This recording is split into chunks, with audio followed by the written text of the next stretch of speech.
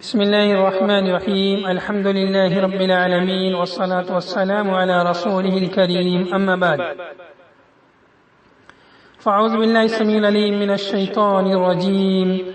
قال تعالى: وإنك لعلى خلق عظيم. محترم ناظرین کرام، آج کے درس کا عنوان ہے حسن اخلاق کا بیان۔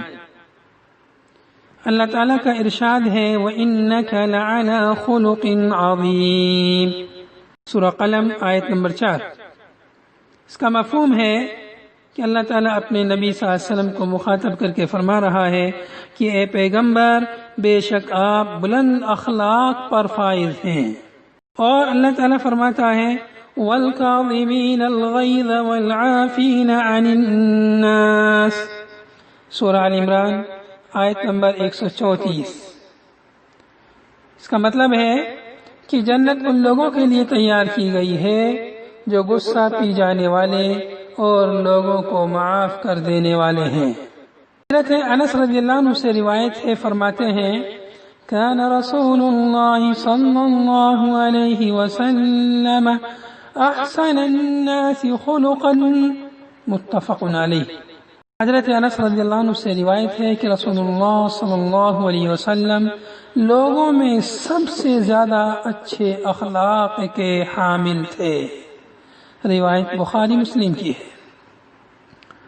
ایک اور روایت ہے حضرت عبداللہ ابن عمر ابن عاص رضی اللہ عنہما سے، کہتے ہیں کہ لم يكن رسول اللہ صلی اللہ علیہ وسلم فاحشا ولا متفحشا، وكان يقول ان من خياركم احسنكم اخلاقا، متفق علیہ۔ حضرت عبداللہ ابن عمر ابن عاص رضی اللہ عنہ سے روایت ہے کہ رسول اللہ صلی اللہ علیہ وسلم نہ تو فحش گو تھے اور نہ تکلف سے بدزبانی کرنے والے تھے، اور آپ فرمایا کرتے تھے تم میں سب سے بہتر وہ شخص ہے جو تم میں اخلاق میں سب سے اچھا ہے۔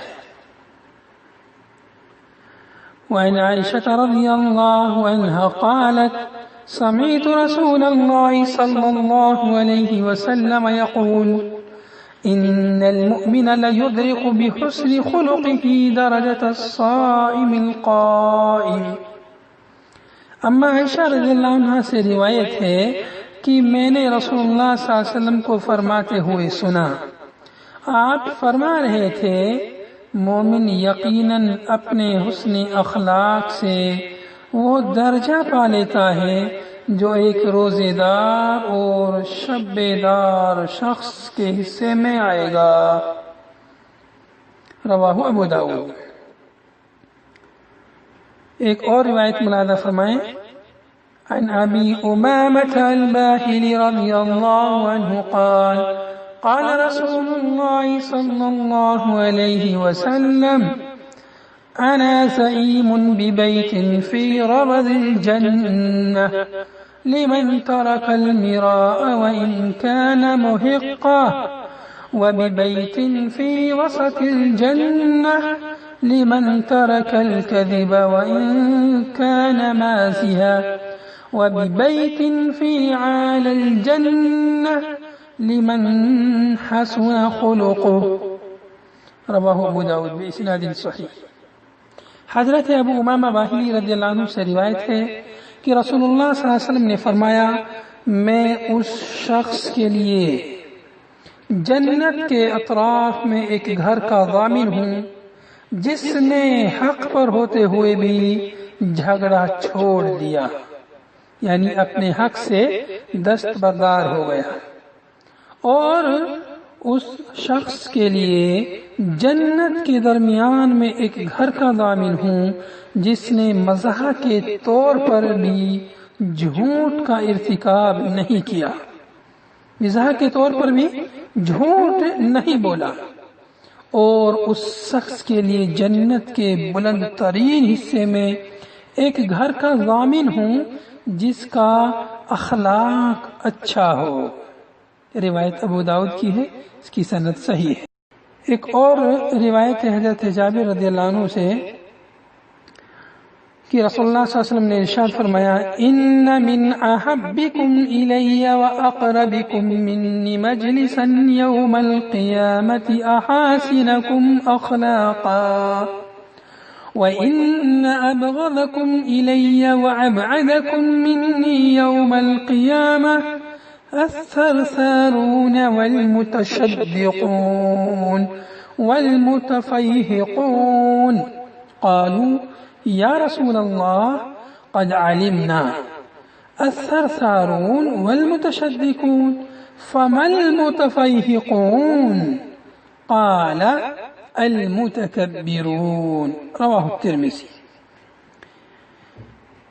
رسول اللہ صلی اللہ علیہ وسلم نے ارشاد فرمایا قیامت کے روز مجھے سب سے زیادہ محبوب اور ہم نشینی کے اعتبار سے میرے سب سے زیادہ قریب وہ شخص ہوگا جو تم میں اخلاق میں سب سے زیادہ اچھا ہوگا، اور تم میں سے مجھے سب سے زیادہ ناپسندیدہ اور مجھ سے سب سے زیادہ دور قیامت کے روز وہ ہوں گے جو بہت باتونی، تصنع سے باتیں کرنے والے، تکبر سے باتیں کھول کھول کر گفتگو کرنے والے ہوں گے۔ صحابہ کرام رضی اللہ عنہم نے عرض کیا اے اللہ کے رسول، باتونی اور تصنع سے باتیں کرنے والے کو تو ہم جان گئے، لیکن یہ متفیہقون کون ہیں؟ آپ نے فرمایا تکبر کرنے والے۔ ان نصوص سے، آیات اور احادیث سے ہمیں حسن اخلاق کی فضیلت معلوم ہوئی کہ حسن اخلاق کے ذریعے ایک انسان دنیا اور آخرت دونوں جہان کی ترقی کر لیتا ہے۔ دنیا میں اس کو عزت ملتی ہے، اور اگر وہ کوئی کاروبار، تجارت، بزنس وغیرہ کوئی بھی کام کرتا ہے تو اس کے اخلاق کی وجہ سے لوگ اس سے متاثر ہوتے ہیں اور اس کے کاروبار کو ترقی ملتی ہے، اور ایسے ہی وہ روزے دار اور قیام اللیل کرنے والے کے مقام و مرتبے کو اپنے اخلاق کے ذریعے پہنچ جاتا ہے۔ اسی طرح سے جنت میں سب سے اعلیٰ مقام، بلند ترین مقام انسان اپنے حسن اخلاق کے ذریعے پا لیتا ہے۔ تو اس طرح سے حسن اخلاق دنیا جہاں کی ترقی کا باعث سبب ہے، اس لیے ہمیں حسن اخلاق کو اپنانے کی کوشش کرنی چاہیے اور اللہ سے ہمیں دعا کرتے رہنا چاہیے، اللہم اہدنا لأحسن الاخلاق لا يهدي لأحسنها إلا أنت واصرف عنا سيئها لا يصرف عنا سيئها إلا أنت اللهم حسن أخلاقنا جميعا۔